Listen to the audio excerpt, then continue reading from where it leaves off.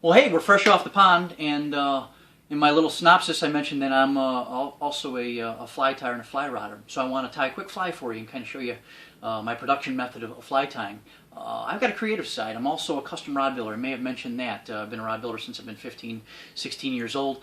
And it's kind of a neat deal because of the fact that being a custom builder and being a small shop, my brother and I run these things, and we land up taking a rod shaft or a blank and just about do anything with it that you want. You come in with a specific lure issue as far as rod weight or line weight, and we're going to be able to try to dial that in. We have our own cork presses and our own cork lathes so that we can go ahead and modify, squeeze the cork handles down, put them into our presses, let the glue dry, put them on a lathe, spin them. We take our vernier calipers, and we're going to match your grip shape and diameter, the length of the handle, because the handle is just that, you're handling it. So you need to be able to have a rod that is the best feeling in your hands. And if you got something very, very specific, you make like a nice rod off the rack as far as how it's built, but when it comes to the handle, there's some shortcomings. That's where we come in.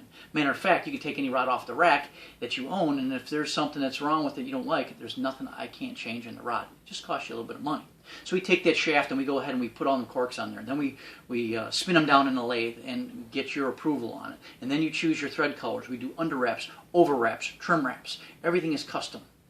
And then we're going to go ahead and personalize it with your name on there. We'll do a series of butt wraps or diamond wraps, hook keepers. We give you a whole graphics package, and the whole thing is custom.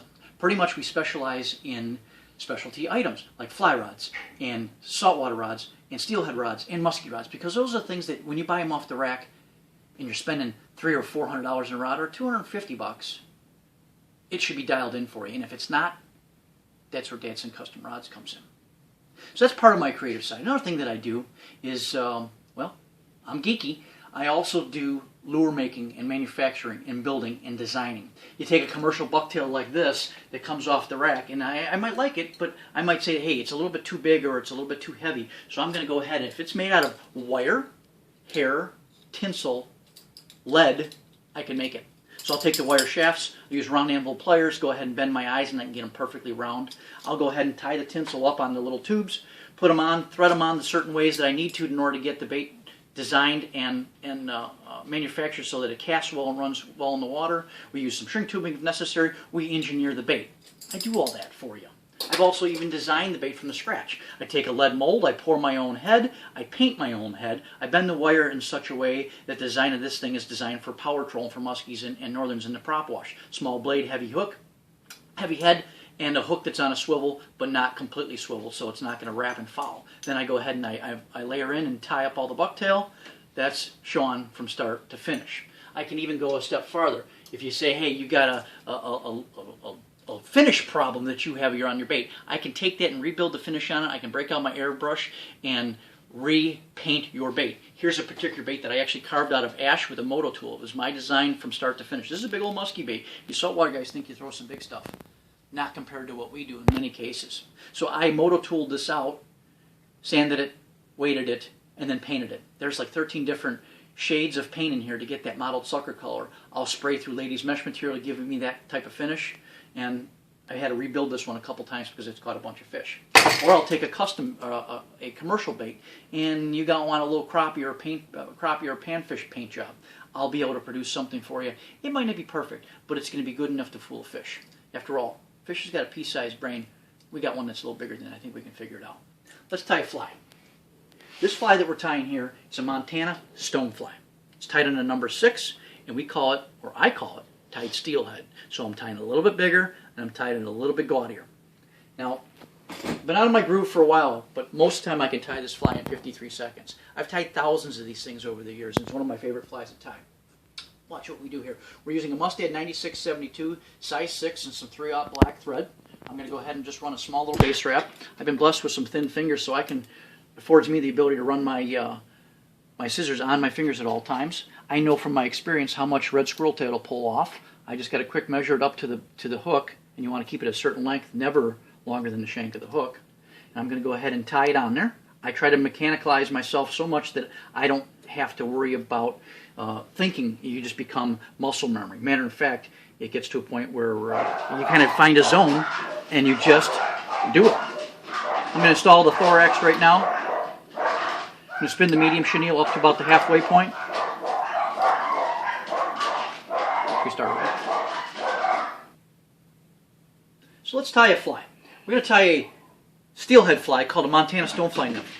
It's tied on a number 6 hook, and steelhead style means it's just a little bit gaudier and a little bit bigger and a little bit brighter. This is one of my favorite flies. I catch everything from salmon, steelhead, browns, even lakers when they come up in the rivers to spawn. And it's a fast fly, it's an effective fly. We're going to tie one for you right now. Normally I can do it in about 53 seconds has been my best time, but I can keep it somewhere around a minute. Let's see how well I do here. I'm blessed with thin fingers, so it allows me to keep a lot of the materials and tools right on my hand, and so I can go ahead and be very quick, and I call it production fly time. So we're going to go ahead and take a little bit of red squirrel tail, and I pull off just the right amount because I'm used to doing it, and I've tied thousands of these things. I always measure up for my proportions, and I try to minimize the mechanical aspect of the fly and try to maximize the quickness, durability of it. So I just installed the tail, and the tail never goes longer than the shank of the hook. I like to keep it relatively short, and it's just supposed to be a wisp. It's just supposed to be a reminder of what is supposed to be there to try to fool these fish. We're going to go ahead and put in the abdomen portion of the Montana stonefly. I'm using medium black chenille. I always bring it to the halfway point. You can see I'm not stopping for anything here. I'm just flowing. I'm just going. I go ahead and I know exactly what I'm doing. I know each time I've done it how to do it, how to lay it in there, and just try to keep everything flowing. You find yourself a zone. It's almost muscle memory. We're actually almost done. I don't know if you've been timing me, but we've got to be close to just under a minute. I don't worry about tying extra knots and doing extra ties because that's only for the guys who are new and they are trying to kind of stop and start to kind of feel around what they're doing. But once you find out and you figure out what you're doing, you can pretty much just crank through things. I'm going to go ahead and give it a little bit of a split there, lay the wing casing across the top. I'm going to trim off my medium chenille, sweep back all my hackle fibers, and I'm going to put in 3 half hitches before most guys can pick up the half hitch tool. And the mark of a good fly tyer is if you're fast and you're good, you should be able to pick up that one, you should be able to pick up that one, you should be able to pick up that one, you should be able to pick up that one, and all of them look the same. That's fly tying, and that can be done on the river, that can be done in my van, and I've done it with a headlamp and a pedestal base, on a towel, on a cooler, driving down 294 while my brother's driving because we're trying to catch some steelhead and I didn't have time to tie. So that's the creative side of Sean.